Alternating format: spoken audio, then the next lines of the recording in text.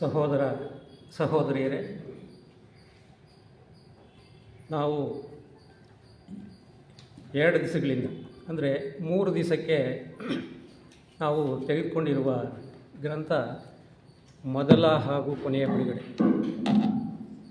ಮೊದಲ ಹಾಗೂ ಕೊನೆಯ ಬಿಡುಗಡೆ ಈ ಗ್ರಂಥವನ್ನು ಅಧ್ಯಯನಕ್ಕೆ ತೆಗೆದುಕೊಂಡಿರೋದ್ರಿಂದ ನಾವು ನಮ್ಮ ಹಿರಿಯ ಸಹೋದರಿಯಾದ ಲಲಿತಾ ನಟರಾಜ್ ಅವರಿಗೆ ಧನ್ಯವಾದಗಳನ್ನು ಹೇಳಬೇಕು. ಯಾಕೆಂದರೆ ಇದೊಂದು ಬಹಳ ಅತ್ಯುತ್ತಮವಾದ ಗ್ರಂಥ. ನಮಗೆ ಜೆ ಕೃಷ್ಣಮೂರ್ತಿಯವರು ಹೇಳ್ತಾರೆ, ನಾವೇನಾದರೂ ಅರಿಬೇಕಾದ್ರೆ ನಾವು ಜೊತೆಯಾಗಿ ಪ್ರಯಾಣ ಮಾಡಬೇಕು ಅಂತ. ಅವರ ಭಾಷಣಗಳನ್ನು ನಾವು ಕೇಳುವಾಗ ನಾವು ಎಷ್ಟು ಗಮನ ಇಟ್ಟು ಕೇಳ್ತಾ ಇದ್ವೋ ಇಲ್ವೋ ನಮಗೆ ಗೊತ್ತಿಲ್ಲ. ಅವರು ಹೇಳುವಾಗ ಪ್ರತಿಯೊಂದು ಪದವನ್ನು ಉಪಯೋಗಿಸುವಾಗ ಕೂಡ ಬಹಳ ಎಚ್ಚರಿಕೆಯಿಂದ ಉಪಯೋಗಿಸ್ತಾಯಿದ್ರು. ಅವರು ಹೇಳಬೇಕಾದ ವಿಚಾರವನ್ನು ಅವರೇನಾದರೂ ಹೇಳುವ ರೀತಿಯಲ್ಲಿ ಆ ಪದ ಇವ್ರಿಗೆ ರೀಚ್ ಆಗಲ್ಲ ಅಂತ ಗೊತ್ತಾದರೆ ಆ ಪದವನ್ನು ಅವರು ಉಪಯೋಗಿಸ್ತಾ ಇರಲಿಲ್ಲ. ಅವರು ನಮಗೆಲ್ಲ ಹೇಳ್ತಾಯಿದ್ರು, ನಾವು ಇದನ್ನು ಈ ವಿಚಾರ ನಾನು ನಿಮ್ಗೆ ಹೇಳ್ತಾ ಇಲ್ಲ, ನಾವು ಜೊತೆಯಲ್ಲಿ ಇದನ್ನು ಅರ್ಥ ಮಾಡ್ಕೊಳ್ಳೋಣ ಅಂತ. ಹಾಗಾಗಿ ಈಗ ನಾವು ಒಂದು ಅರ್ಧ ಗಂಟೆಗಳ ಕಾಲ ಜೆ ಕೃಷ್ಣಮೂರ್ತಿಯವರು ಏನು ಹೇಳಿದ್ದಾರೆ ಅದನ್ನು ಜೊತೆಯಲ್ಲಿ ಪ್ರಯಾಣ ಮಾಡಿಕೊಂಡು ಅರ್ಥ ಮಾಡ್ಕೊಳ್ಳೋಣ. ಅದು ಹೇಗೆ ಸಾಧ್ಯ ಆಗುತ್ತೆ? ಅವರು ಹೇಳಿರೋ ವಿಚಾರನ ನಾನು ಹಿಂದೆ ಮುಂದೆ ಹೋಗಿದೆ. ಅಂದರೆ ನನಗೆ ಹಿಂದೆ ಏನೋ ತಿಳಿದಿದೆ, ಅದನ್ನು ಮನಸ್ಸಲ್ಲಿ ಇಟ್ಟುಕೊಂಡು ಹೇಳಿದೆ.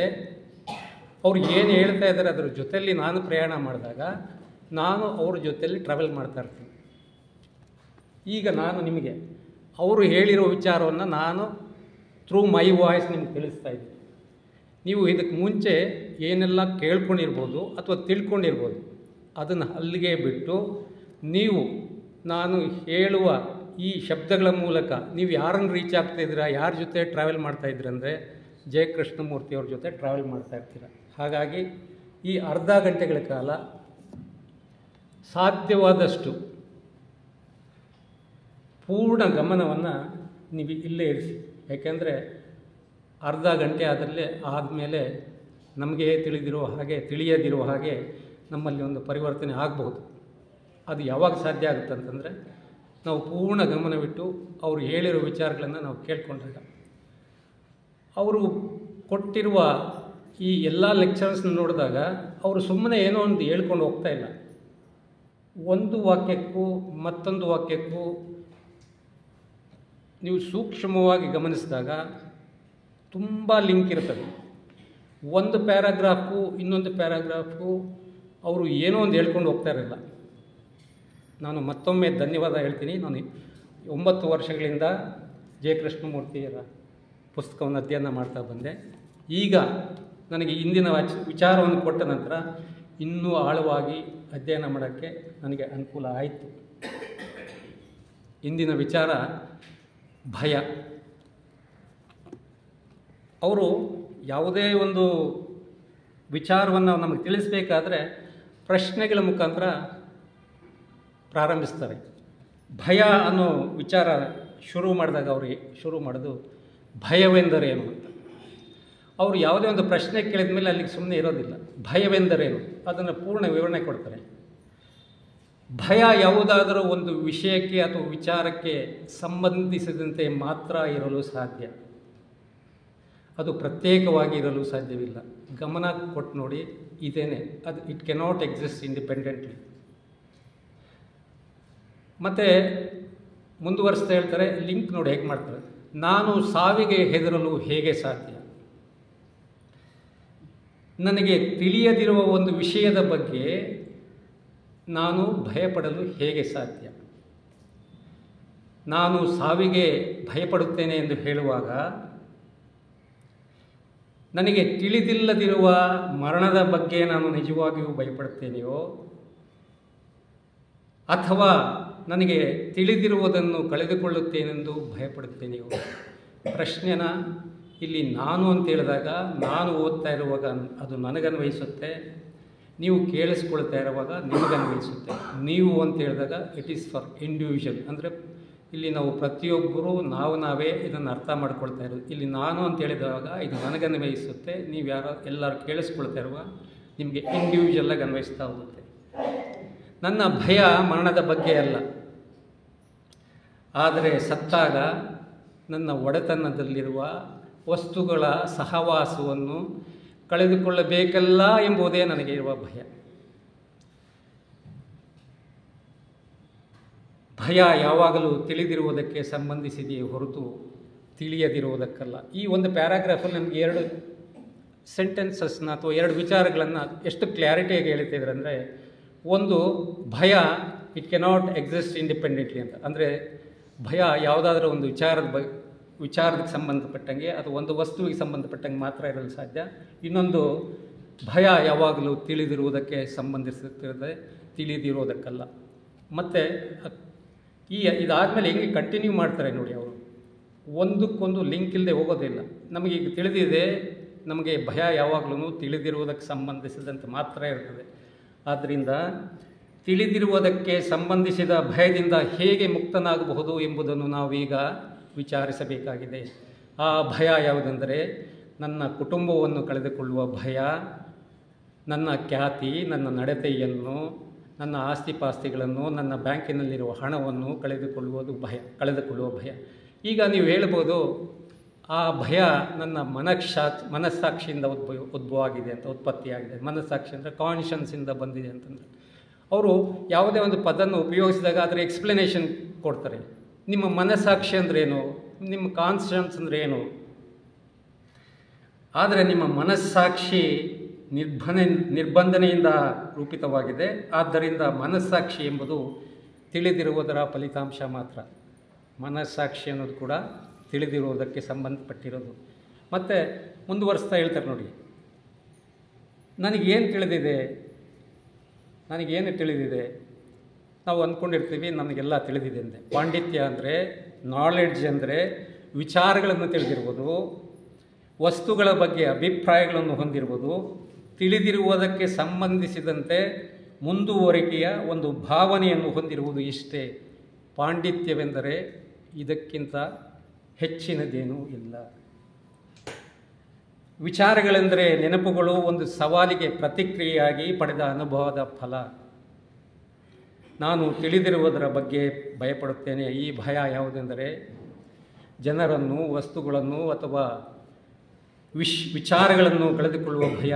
ನಾನು ಯಾರು ಎಂಬುದನ್ನು ಕಂಡು ಹಿಡಿಯುವುದರ ಭಯ, ಕಳೆದುಕೊಳ್ಳುವುದರ ಭಯ. ಕಳೆದುಕೊಂಡಾಗ ಅಥವಾ ಗಳಿಸದಿದ್ದಾಗ ಅಥವಾ ಮತ್ತಷ್ಟು ಸುಖವನ್ನು ಪಡೆಯಲು ಸಾಧ್ಯವಿಲ್ಲದಿದ್ದಾಗ ಉಂಟಾಗಬಹುದಾದ ನೋವನ್ನು ಅನುಭವಿಸುವ ಭಯ. ನಾವೇನೋ ಗಳಿಸಬೇಕಂತಿದ್ದೀವಿ, ಅದು ಸಾಧ್ಯವಿಲ್ಲದಿದ್ದಾಗ ಅದರಿಂದ ಉಂಟಾಗಬಹುದಾದ ನೋವನ್ನು ಅನುಭವಿಸುವ ಭಯ. ಇಲ್ಲಿ ನೋವು ಅನ್ನೋ ಪದವನ್ನು ಯೂಸ್ ಮಾಡ್ತಾರೆ. ನೆಕ್ಸ್ಟ್ ಪ್ಯಾರಾಗ್ರಾಫಲ್ಲಿ ಅವರು ಲಿಂಕ್ ತಗೊಳ್ತಾರೆ ನೋಡಿ. ನೋವಿನ ಬಗ್ಗೆ ಹೆದರಿಕೆ ಇದೆ. ಭೌತಿಕ ನೋವು ನರಗಳಿಂದ ಹೊರಡುವ ಪ್ರತಿಕ್ರಿಯೆ. ನಮಗೆಲ್ಲ ತಿಳಿದಿದೆ, ಭೌತಿಕ ನೋವು ನರಗಳಿಂದ ಹೊರಡುವ ಪ್ರತಿಕ್ರಿಯೆ. ಆದರೆ ಮಾನಸಿಕ ನೋವು ನನಗೆ ತೃಪ್ತಿ ಕೊಡುವ ವಸ್ತುಗಳನ್ನು ನಾನು ಭದ್ರವಾಗಿ ಹಿಡಿದುಕೊಂಡಾಗ ಉತ್ಪತ್ತಿಯಾಗುತ್ತದೆ. ಏಕೆಂದರೆ ಆಗ ನಾನು ಯಾವುದಾದರೂ ಅಥವಾ ಯಾರಾದರೂ ಅವುಗಳನ್ನು ನನ್ನಿಂದ ಕಸಿದುಕೊಳ್ಳುತ್ತಾನೋ ಎಂಬುದರ ಭಯ. ಮಾನಸಿಕ ಸಂಗ್ರಹಣೆಗಳನ್ನು ಎಲ್ಲಿಯವರೆಗೂ ಯಾರೂ ಕಲಕುವುದಿಲ್ಲವೋ ಅಲ್ಲಿಯವರೆಗೂ ಅವು ಮಾನಸಿಕ ನೋವನ್ನು ತಡೆದಿಡುತ್ತವೆ. ಅರ್ಥಾತ್ ಈ ನಾನು ಎಂಬುದು ಸಂಗ್ರಹಗಳ, ಅನುಭವಗಳ ಒಂದು ಕಂತೆ. ಈ ಸಂಗ್ರಹಗಳು ಯಾವುದೇ ಬೃಹತ್ ಪ್ರಮಾಣದ ಕಲುಕುವಿಕೆಯನ್ನು ತಡೆಯುತ್ತವೆ. ನನಗೆ ಕಲಿಸಿಕೊಳ್ಳಲು ಇಷ್ಟವಿಲ್ಲ. ಆದ್ದರಿಂದ ಯಾರಾದರೂ ಇವುಗಳನ್ನು ಕಲುಕಿದರೆ ಅಂತಹವರ ಬಗ್ಗೆ ನಾನು ಭಯಪಡುತ್ತೇನೆ. ಹೀಗೆ ನನ್ನ ಭಯ ಇರುವುದು ತಿಳಿದಿರುವುದಕ್ಕೆ ಸಂಬಂಧಿಸಿದೆ. ನಾನು ಭೌತಿಕ ಅಥವಾ ಮಾನಸಿಕ ಸಂಗ್ರಹಗಳಿಗೆ ಸಂಬಂಧಪಟ್ಟಂತೆ ಭಯಪಡುತ್ತೇನೆ. ಏಕೆಂದರೆ ನಾನು ನೋವನ್ನು ದೂರವಿಡಲು ಅಥವಾ ದುಃಖವನ್ನು ತಡೆಯಲು ಒಂದು ಸಾಧನವಾಗಿ, ಆ್ಯಸ್ ಅನ್ ಇನ್ಸ್ಟ್ರೂಮೆಂಟ್, ನಾನು ನೋವನ್ನು ದೂರವಿಡಲು ಅಥವಾ ದುಃಖವನ್ನು ತಡೆಯಲು ಒಂದು ಸಾಧನವಾಗಿ ಈ ಸಂಗ್ರಹಗಳನ್ನು ಶೇಖರಿಸಿಟ್ಟುಕೊಂಡಿದ್ದೇನೆ. ಆದರೆ ಏನು ಹೇಳ್ತಾ ಇದ್ದಾರೆ ನೋಡಿ, ಆದರೆ ದುಃಖವು ಮಾನಸಿಕ ನೋವನ್ನು ದೂರವಿಡಲು ಸಂಗ್ರಹಿಸುವ ಪ್ರಕ್ರಿಯೆಯಲ್ಲಿಯೇ ಅಡಗಿದೆ. ಪಾಂಡಿತ್ಯವು ಸಹ ನೋವನ್ನು ತಡೆಯುವುದರಲ್ಲಿ ಸಹಾಯ ಮಾಡುತ್ತದೆ. ವೈದ್ಯಕೀಯ ಜ್ಞಾನ ಭೌತಿಕ ನೋವನ್ನು ತಡೆಯಲು ಸಹಾಯ ಮಾಡುವಂತೆ ಮಾನಸಿಕ ನೋವನ್ನು ತಡೆಯಲು ನಂಬಿಕೆಗಳು ನನಗೆ ಸಹಾಯ ಮಾಡುತ್ತದೆ. ಅಂತಹ ನಂಬಿಕೆಗಳ ಬಗ್ಗೆ ನನಗೆ ಪರಿಪೂರ್ಣವಾದ ತಿಳುವಳಿಕೆಯಾಗಲಿ ಅಥವಾ ಮೂರ್ತ ರೂಪವಾದ ರುಜುವಾತಾಗಲಿ ಇಲ್ಲದಿದ್ದರೂ ಅವುಗಳನ್ನು ಕಳೆದುಕೊಳ್ಳಲು ನಾನು ಭಯಪಡುತ್ತೇನೆ. ನನ್ನ ಸ್ವಂತ ಅನುಭವ ನನಗೆ ವಿಶ್ವಾಸ, ಬಲ ಮತ್ತು ಅರಿವುಗಳನ್ನು ಕೊಡುವುದರಿಂದ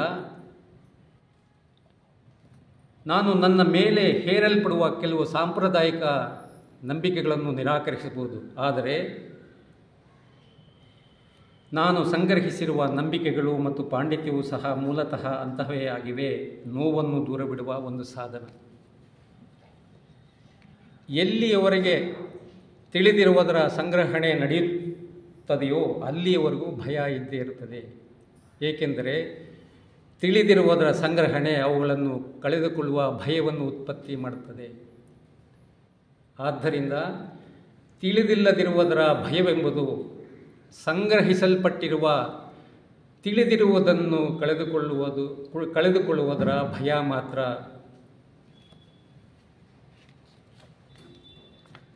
ಸಂಗ್ರಹಣೆ ಇದ್ದರೆ ಭಯ ತಪ್ಪಿದ್ದಲ್ಲ, ಭಯವಿದ್ದರೆ ನೋವಿರುತ್ತದೆ. ನಾನು ಕಳೆದುಕೊಳ್ಳಕೂಡದು ಎಂದು ಹೇಳಿದ ಕ್ಷಣದಲ್ಲಿಯೇ ಭಯ ಇರುತ್ತದೆ. ನೋವನ್ನು ದೂರವಿಡುವುದೇ ಸಂಗ್ರಹಣೆಯ ಉದ್ದೇಶವಾಗಿದ್ದರೂ ಸಂಗ್ರಹಣೆಯ ಪ್ರಕ್ರಿಯೆಯಲ್ಲಿಯೇ ನೋವು ಅಂತರ್ಗತವಾಗಿದೆ. ನಾವು ಯಾವ ವಸ್ತುಗಳನ್ನು ಹೊಂದಿದ್ದೇವೆಯೋ ಆ ವಸ್ತುಗಳೇ ಭಯವನ್ನು ಉತ್ಪತ್ತಿ ಮಾಡುತ್ತವೆ. ಈ ಭಯ ಒಂದು ನೋವು. ಈಗ ಮುಂದುವರಿಸುತ್ತಾ ಜೆ.ಕೆ. ಅವರು ಇನ್ನೂ ಮುಂದಕ್ಕೆ ಕರ್ಕೊಂಡು ಹೋಗ್ತಾರೆ. ಹೇಗೆ ಅಂತಂತಂದರೆ ವಿಶಾಲವಾದ ಈ ಪ್ರಪಂಚದಿಂದ ನಮಗೆ ಹೇಗೆ ಭಯ ಉತ್ಪತ್ತಿ ಆಗುತ್ತೆ ಅನ್ನೋದು. ಸ್ವರಕ್ಷಣೆಯ ಬೀಜ ಆಕ್ರಮಣಕ್ಕೆ ಎಡೆ ಕೊಡುತ್ತದೆ. ನಾನು ಸುಭದ್ರತೆಯನ್ನು ಅಪೇಕ್ಷಿಸುತ್ತೇನೆ. ಅದಕ್ಕಾಗಿ ಒಂದು ಸಾರ್ವಭೌಮ ಸರ್ಕಾರವನ್ನು ಸೃಷ್ಟಿಸುತ್ತೇನೆ. ಇದರಿಂದಾಗಿ ಶಸ್ತ್ರಸಜ್ಜಿತ ಸೈನ್ಯಗಳ ಅಗತ್ಯ ಇರುತ್ತದೆ. ಇದರಿಂದಾಗಿ ಯುದ್ಧ ಉದ್ಭವಿಸುತ್ತದೆ. ಈಗ ನಮಗೆಲ್ಲ ಅದರ ಅರಿವಿದೆ. ಯುದ್ಧ ಉದ್ಭವಿಸುತ್ತದೆ. ಇದರಿಂದ ಯಾರಿಗಾದರೂ ಸ್ವರಕ್ಷಣೆ ಇದೆಯಾ? ಯಾವುದಾದ್ರೂ ಒಂದು ದೇಶಕ್ಕೆ ಮಾತ್ರ ನಷ್ಟ ಆಗುತ್ತದೆಯಾ?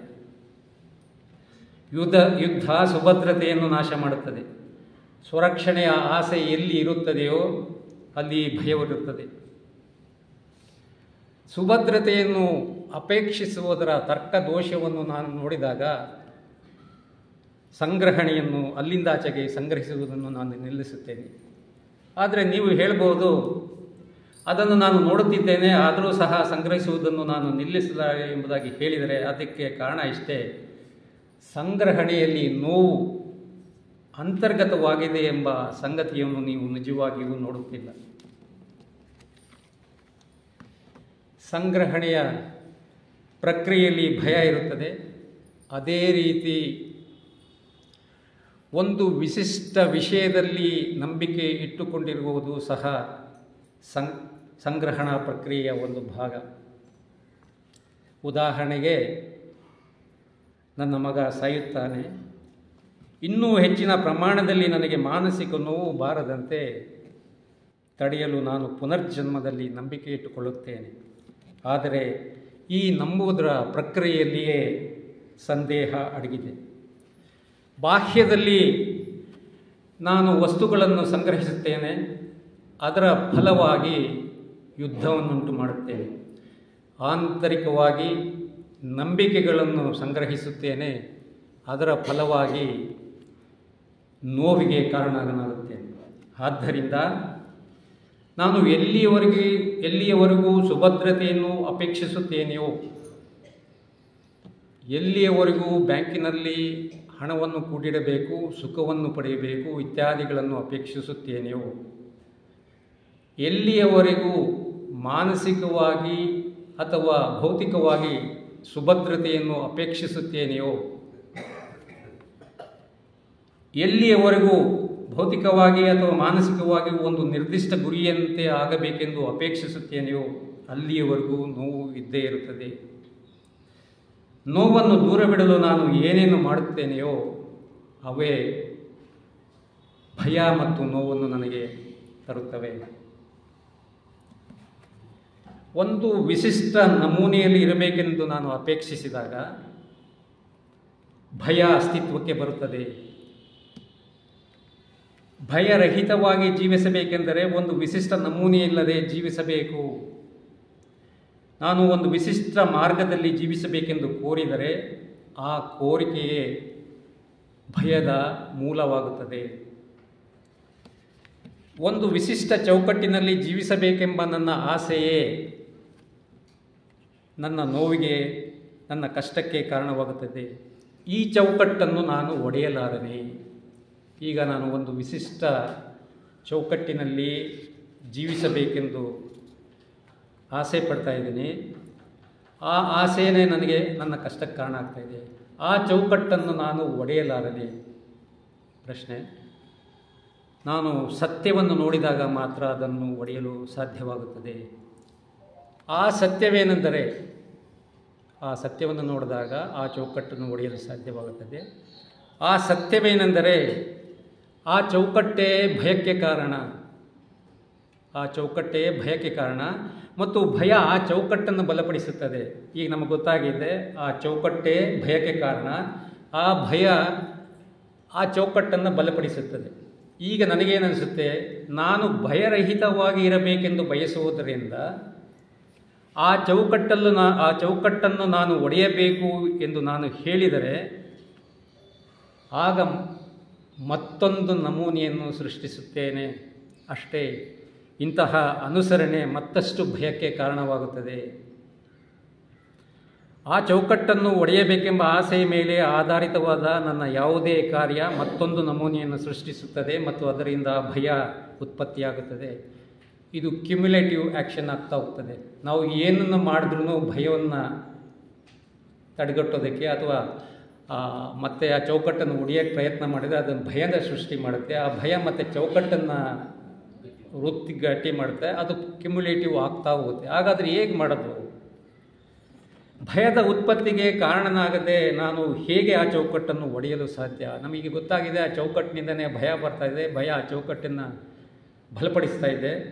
ಅದನ್ನೇನಾದರೂ ಮಾಡೋಕ್ಕೆ ಹೋದರೆ ಇನ್ನಷ್ಟು ಭಯಕ್ಕೆ ಬಲ ಜಾಸ್ತಿ ಬರ್ತದೆ ಅಂತ ಹೇಳ್ತಾ ಇದ್ದೆ. ಅದಕ್ಕೋಸ್ಕರ ಅವರು ಹೇಳ್ತಾ ಇದ್ದಾರೆ,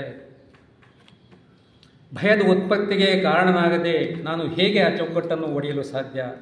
ಅರ್ಥಾತ್ ಅದಕ್ಕೆ ಸಂಬಂಧಿಸಿದಂತೆ ನಾನು ತಿಳಿದಾಗಲಿ ಅಥವಾ ತಿಳಿಯದೇ ಆಗಲಿ ಯಾವ ಕಾರ್ಯವನ್ನು ಮಾಡಕೂಡದು. ಇದರ ಅರ್ಥವೇನೆಂದರೆ, ಆ ಚೌಕಟ್ಟನ್ನು ಒಡೆಯುವುದಕ್ಕೆ ನಾನು ಕಾರ್ಯಪ್ರವೃತ್ತನಾಗಬಾರದು. ಅದನ್ನು ಒಡೆಯಲು ಯಾವ ಚಲನೆಯನ್ನು ಮಾಡಕೂಡದು. ಹಾಗಿದ್ರೆ ಆ ಚೌಕಟ್ಟನ್ನು ಒಡೆಯೋದು ಹೇಗೆ? ನಾನು ಅದರ ಬಗ್ಗೆ ಏನೊಂದನ್ನು ಮಾಡದೆ ಸುಮ್ಮನೆ ಆ ಚೌಕಟ್ಟಿನ ಕಡೆ ನೋಡುತ್ತಿದ್ದರೆ ಆಗ ನನಗೇನಾಗುತ್ತದೆ? ಗಮನ ಇಟ್ಟು ಕೇಳಿಸ್ಕೊಳ್ಳಿ. ನಾನು ಆ ಚೌಕಟ್ಟಿನ ಬಗ್ಗೆ ಏನೊಂದನ್ನು ಮಾಡದೆ ಸುಮ್ಮನೆ ಆ ಚೌಕಟ್ಟಿನ ಕಡೆ ನೋಡುತ್ತಿದ್ದರೆ ಆಗ ನನಗೇನಾಗುತ್ತದೆ? ಮನಸ್ಸು ಎಂಬುದೇ ಆ ಚೌಕಟ್ಟು, ಆ ನಮೂನೆ ಎಂಬ ಸಂಗತಿ ನನಗೆ ಗೋಚರವಾಗುತ್ತದೆ. ತಾನೇ ತನಗಾಗಿ ಸೃಷ್ಟಿಸಿರುವ ಆ ಅಭ್ಯಾಸದ ನಮೂನೆಯಲ್ಲಿ ಮನಸ್ಸು ವಾಸಿಸುತ್ತಿದೆ ಎಂಬ ಸಂಗತಿ ನನಗೆ ಗೋಚರವಾಗುತ್ತದೆ. ಆದ್ದರಿಂದ ಮನಸ್ಸು ಎಂಬುದೇ ಭಯ. ಮನಸ್ಸು ಯಾವ ಕ್ರಿಯೆಯನ್ನು ಮಾಡಿದರೂ ಅದು ಒಂದು ಹಳೆಯ ನಮೂನೆಯನ್ನು ಬಲಪಡಿಸುತ್ತದೆ ಅಥವಾ ಒಂದು ಹೊಸ ನಮೂನೆಯನ್ನು ಸೃಷ್ಟಿಸುತ್ತದೆ. ಇದರ ಅರ್ಥವೇನೆಂದರೆ, ಮನಸ್ಸು ತಾನು ಭಯದಿಂದ ಮುಕ್ತವಾಗಲು ಏನನ್ನು ಮಾಡಿದರೂ ಅದು ಭಯಕ್ಕೆ ಕಾರಣವಾಗುತ್ತದೆ. ತಪ್ಪಿಸಿಕೊಳ್ಳುವ ಅನೇಕ ಮಾರ್ಗಗಳನ್ನು ಭಯ ಕಂಡುಕೊಂಡಿದೆ. ಸಾಮಾನ್ಯವಾದ ಮಾರ್ಗವೆಂದರೆ ಏಕೀಕರಣ, ಐಡೆಂಟಿಫಿಕೇಷನ್. ರಾಷ್ಟ್ರದೊಡನೆ, ಸಮಾಜದೊಡನೆ, ಒಂದು ವಿಚಾರದೊಡನೆ ಏಕೀಕರಣ. ನೀವು ಒಂದು ಮೆರವಣಿಗೆಯನ್ನು ನೋಡಿದಾಗ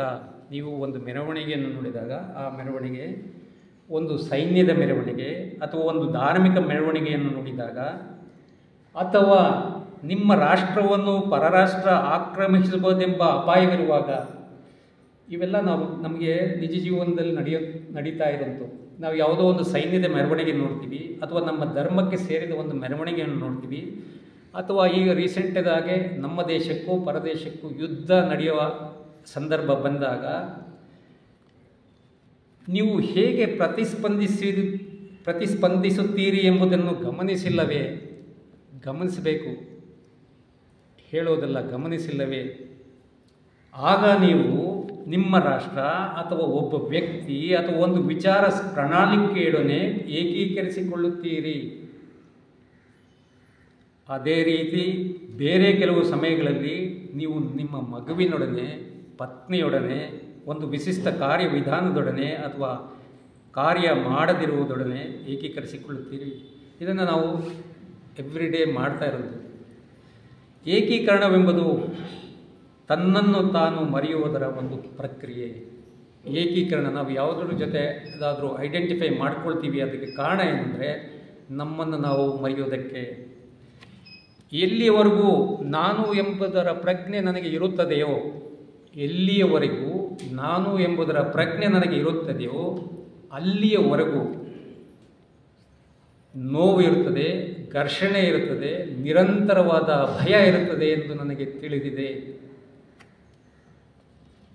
ಆದರೆ ಯಾವುದಾದರೂ ಮಹತ್ತರವಾದದೊಡನೆ, ಯೋಗ್ಯವಾದದೊಡನೆ, ಸೌಂದರ್ಯದೊಡನೆ, ಚೈತನ್ಯದೊಡನೆ, ಸತ್ಯದೊಡನೆ, ನಂಬಿಕೆಯೊಡನೆ, ಪಾಂಡಿತ್ಯದೊಡನೆ, ಕೊನೆಯ ಪಕ್ಷ ತಾತ್ಕಾಲಿಕವಾಗಿ ಆದರೂ ನನ್ನನ್ನು ನಾನು ಏಕೀಕರಿಸಿಕೊಂಡರೆ ಆಗ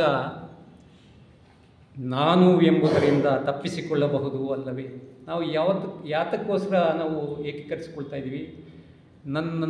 ನನ್ನಿಂದ ನನ್ನನ್ನು ತಪ್ಪಿಸಿಕೊಳ್ಳೋದಕ್ಕೋಸ್ಕರ. ನನ್ನ ರಾಷ್ಟ್ರದ ಬಗ್ಗೆ ನಾನು ಮಾತನಾಡುವಾಗ ನೀವು ಗಮನಿಸಿ ನೋಡಿ, ನಾವು ನಮ್ಮ ರಾಷ್ಟ್ರದ ಬಗ್ಗೆ ನಾವು ಮಾತನಾಡಿರುವಾಗ ತಾತ್ಕಾಲಿಕವಾಗಿ ನನ್ನನ್ನು ನಾನು ಮರೆಯುತ್ತೇನೆ ಅಲ್ಲವೇ? ದೇವರ ಬಗ್ಗೆ ನಾನು ಏನನ್ನಾದರೂ ಹೇಳಬಲ್ಲವನಾದರೆ ನನ್ನನ್ನು ನಾನು ಮರೆಯುತ್ತೇನೆ. ನನ್ನ ಕುಟುಂಬ ಅಥವಾ ಗುಂಪು ಅಥವಾ ವಿಶಿಷ್ಟ ರಾಜಕೀಯ ಪಕ್ಷ ಅಥವಾ ವಿಶಿಷ್ಟ ಪ್ರಚಾರ ಪ್ರಣಾಳಿಕೆಯೊಡನೆ ನನ್ನನ್ನು ನಾನು ಏಕೀಕರಿಸಿಕೊಂಡರೆ ಆಗ ತಾತ್ಕಾಲಿಕವಾಗಿ ನಾನು ಎಂಬುದರಿಂದ ತಪ್ಪಿಸಿಕೊಳ್ಳಬಹುದು. ಆದ್ದರಿಂದ ನಾನು ಎಂಬುದರಿಂದ ತಪ್ಪಿಸಿಕೊಳ್ಳುವುದು ಸದ್ಗುಣ ಹೇಗೆ ಒಂದು ಮಾರ್ಗವೋ ಅದೇ ರೀತಿಯಲ್ಲಿ ಏಕೀಕರಣವು ಒಂದು ಮಾರ್ಗ. ಸದ್ಗುಣವನ್ನು ಬೆನ್ನಟ್ಟುತ್ತಿರುವ ವ್ಯಕ್ತಿ ನಾನು ಎಂಬುದರಿಂದ ತಪ್ಪಿಸಿಕೊಳ್ಳುತ್ತಿದ್ದಾನೆ ಮತ್ತು ಅವನ ಮನಸ್ಸು ಕಿರಿದಾಗಿದೆ. ಅದು ಸದ್ಗುಣಿಯಾದ ಮನಸ್ಸಲ್ಲ. ನಿನ್ನೆ ಮೇಡಮ್ ಅವ್ರು ಹೇಳ್ತಾಯಿದ್ರು, ಸದ್ಗುಣಿಯನ್ನು ನಾವು ಸದ್ಗುಣವನ್ನು ಪ್ರಾಕ್ಟೀಸ್ ಮಾಡೋಕ್ಕಾಗೋದಿಲ್ಲ.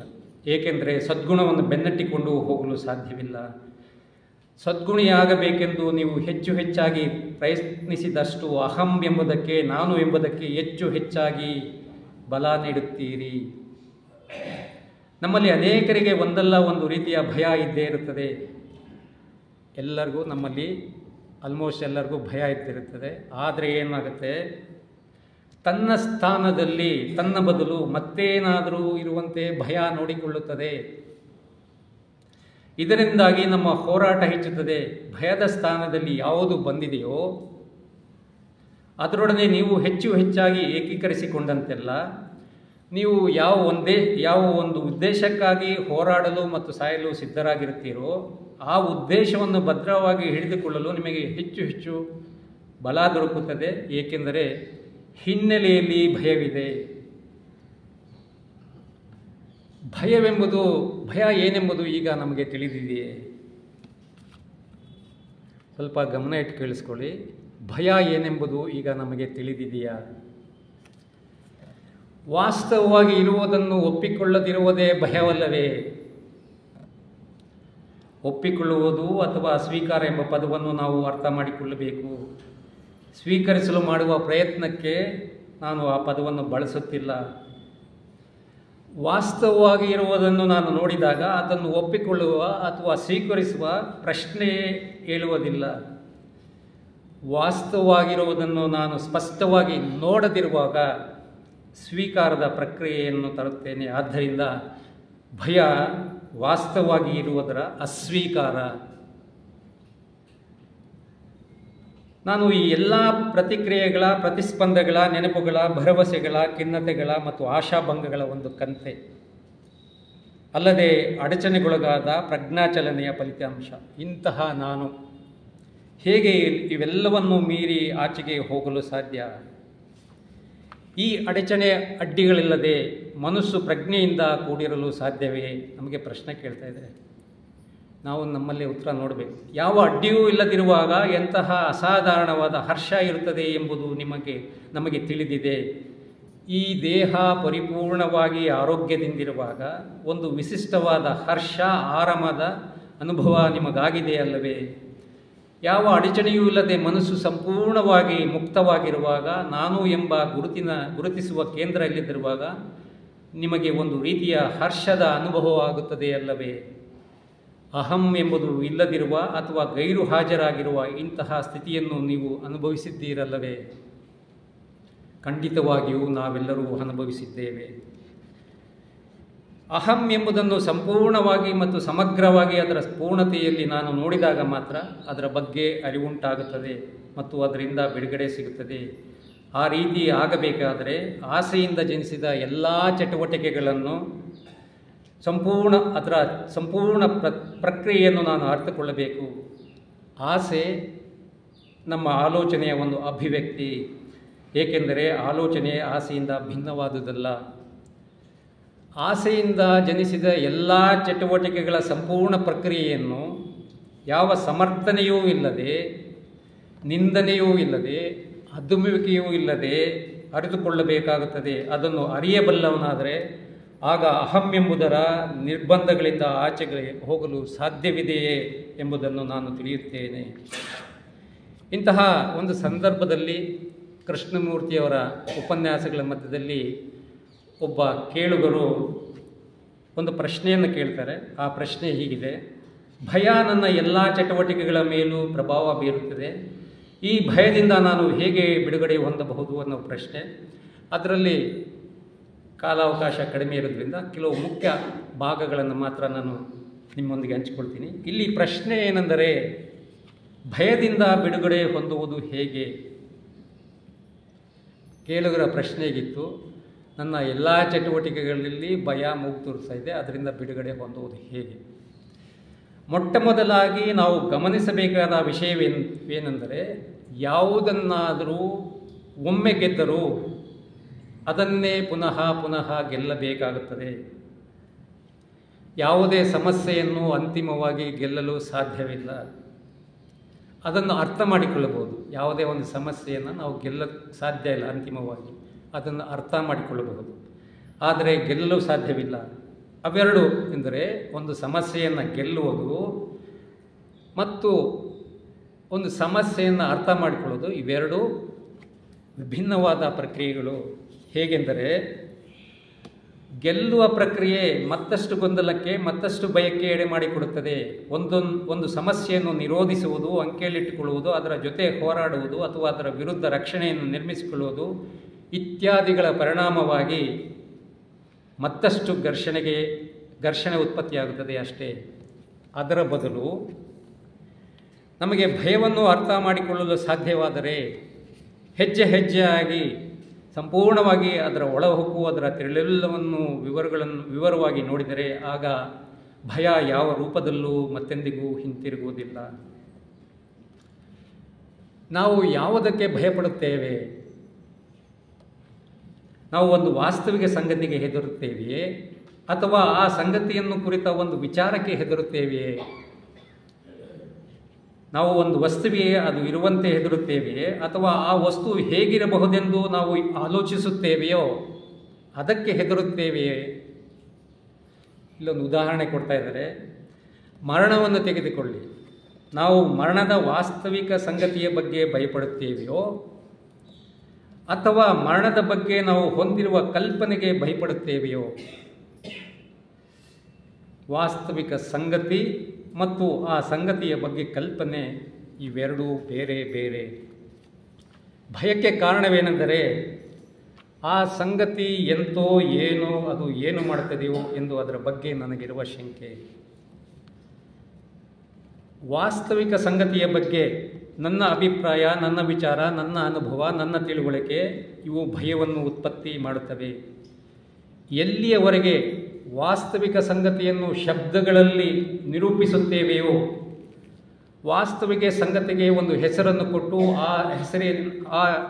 ಆ ಮೂಲಕ ಆ ಹೆಸರಿನೊಡನೆ ಏಕೀಕರಿಸಿಕೊಳ್ಳುತ್ತೇವೆಯೋ ಅಥವಾ ನಿಂದಿಸುತ್ತೇವೆಯೋ, ಎಲ್ಲಿಯವರೆಗೆ ಆಲೋಚನೆ ವೀಕ್ಷಕನಾಗಿ ವಾಸ್ತವಿಕ ಸಂಗತಿಯ ಬಗ್ಗೆ ತೀರ್ಪು ನೀಡುತ್ತದೆಯೋ ಅಲ್ಲಿಯವರೆಗೆ ಭಯ ಇದ್ದೇ ಇರುತ್ತದೆ.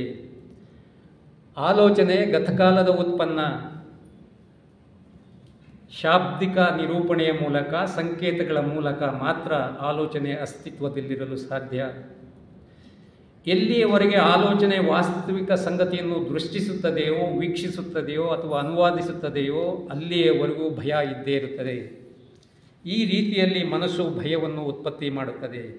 ಇಲ್ಲಿ ಮನಸ್ಸೆಂದರೆ ಆಲೋಚಿಸುವಿಕೆಯ ಪ್ರಕ್ರಿಯೆ. ಆಲೋಚಿಸುವಿಕೆ ಎಂಬುದು ಶಾಬ್ದಿಕ ನಿರೂಪಣೆಯಾಗಿದೆ. ಶಬ್ದಗಳಿಲ್ಲದೆ, ಸಂಕೇತಗಳಿಲ್ಲದೆ ಅಥವಾ ಕಲ್ಪಿತ ಚಿತ್ರಗಳಿಲ್ಲದೆ ನೀವು ಆಲೋಚಿಸಲಾರಿರಿ. ಈ ಕಲ್ಪಿತ ಚಿತ್ರಗಳು ನಿಜವಾಗಿಯೂ ಪೂರ್ವಾಭಿಪ್ರಾಯಗಳು, ಹಿಂದೆ ಪಡೆದಂತಹ ತಿಳುವಳಿಕೆ, ಮನಸ್ಸಿನ ಶಂಕೆಗಳು. ಇವು ಸಂಗತಿಯ ಮೇಲೆ ಪ್ರಕ್ಷೇಪಿತವಾಗುತ್ತವೆ. ಈ ಪ್ರಕ್ಷೇಪಣೆಯಿಂದ ಭಯ ಉತ್ಪತ್ತಿಯಾಗುತ್ತದೆ. ಯಾವಾಗ ಮನಸ್ಸು ಇರುವ ಸಂಗತಿಯನ್ನು ಅನುವಾದಿಸದೆ, ಅದಕ್ಕೆ ಒಂದು ಹೆಸರು ಅಥವಾ ನಾಮಪಟ್ಟಿ ಕೊಡದೆ ಅದರ ಕಡೆ ನೋಡಲು ಸಮರ್ಥವಾಗುತ್ತದೆಯೋ ಆಗ ಮಾತ್ರ ಭಯದಿಂದ ಬಿಡುಗಡೆ ಸಿಗುತ್ತದೆ. ಇದು ಮಹಾ ಕಠಿಣ. ಏಕೆಂದರೆ ಮನಸ್ಸು ನಮ್ಮ ಭಾವನೆಗಳನ್ನು, ಪ್ರತಿಕ್ರಿಯೆಗಳನ್ನು ಮತ್ತು ಆತಂಕಗಳನ್ನು ಒಡನೆಯೇ ಗುರುತಿಸಿ ಶಬ್ದದ ಮೂಲಕ ನಿರೂಪಿಸುತ್ತದೆ. ಅಸೂಯೆಯ ಭಾವನೆಯನ್ನು ಆ ಪದದ ಮೂಲಕ ಗುರುತು ಹಿಡಿಯುತ್ತದೆ. ಒಂದು ಭಾವನೆಯನ್ನು ಗುರುತಿಸದಿರಲು ಸಾಧ್ಯವೇ? ಈ ಭಯ ಅನ್ನೋದು ಏನು? ಅದು ಒಂದು ಭಾವನೆ. ಆ ಭಾವನೆಗೆ ಒಂದು ಹೆಸರು ಕೊಡದೆ ಅದನ್ನು ನೋಡೋಕ್ಕಾಗೋದಿಲ್ವಾ? ನಿಜವಾಗಲೂ ನಾವು ಪ್ರಯತ್ನ ಮಾಡಿ ನೋಡ್ಬೋದು. ನಮಗೆ ಯಾವುದಾದ್ರೂ ಭಯ ಆಗ್ತಾಯಿದ್ರೆ ಆ ಭಯ ಅನ್ನೋ ಭಾವನೆ ನಮ್ಮಲ್ಲಿರ್ತದಲ್ಲ, ಆ ಭಯದ ಭಾವನೆಯನ್ನು ನೀವು ವೀಕ್ಷಿಸುತ್ತಾ ಇದ್ದರೆ ಇದನ್ನು ನೀವು ಪ್ರಯೋಗ ಮಾಡಿ ನೋಡ್ಬೋದು. ಯಾಕೆಂದರೆ ಜೆ ಕೃಷ್ಣಮೂರ್ತಿಯವರು ಹೇಳಿದ್ದಾರೆ. ಆ ಪ್ರಯೋಗವನ್ನು ನಾನು ಮಾಡಿ ನೋಡಿದ್ದೀನಿ. ಆ ಭಾವನೆಯನ್ನು ನಾವು ಅದಕ್ಕೆ ಯಾವ ಹೆಸರನ್ನೂ ಕೊಡದೆ ಸುಮ್ಮನೆ ನೋಡುತ್ತಿದ್ದರೆ, ಆ ಭಾವನೆಯನ್ನು, ಆ ಹೆಸರನ್ನೆಲ್ಲ ನೋಡುತ್ತಿದ್ದರೆ ಅದು ಒಣಗಿ ಉದುರಿ ಹೋಗುವುದನ್ನು ನೀವೇ ಕಾಣುತ್ತೀರಿ. ಆದ್ದರಿಂದ ಒಬ್ಬ ವ್ಯಕ್ತಿ ಭಯದಿಂದ ಸಂಪೂರ್ಣವಾಗಿ ಬಿಡುಗಡೆ ಹೊಂದಬೇಕಾದರೆ ಅವನು ವಾಸ್ತವಿಕ ಸಂಗತಿಗಳನ್ನು ಶಬ್ದಗಳ ಮೂಲಕ ನಿರೂಪಿಸುವುದರ ಹಾಗೂ ಸಂಕೇತ ಅಥವಾ ಕಲ್ಪಿತ ಚಿತ್ರಗಳ ಮೂಲಕ ಪ್ರಕ್ಷೇಪಿಸುವುದರ ಸಮಗ್ರ ಪ್ರಕ್ರಿಯೆಯನ್ನು ಅತ್ಯಗತ್ಯವಾಗಿ ಅರ್ಥ ಮಾಡಿಕೊಳ್ಳಬೇಕಾಗುತ್ತದೆ. ತನ್ನ ಬಗ್ಗೆ ತಿಳುವಳಿಕೆ ಪಡೆಯುವುದೇ ಜ್ಞಾನದ ಪ್ರಾರಂಭ. ಜ್ಞಾನದ ಪ್ರಾರಂಭವೇ ಭಯದ ಅಂತ್ಯ.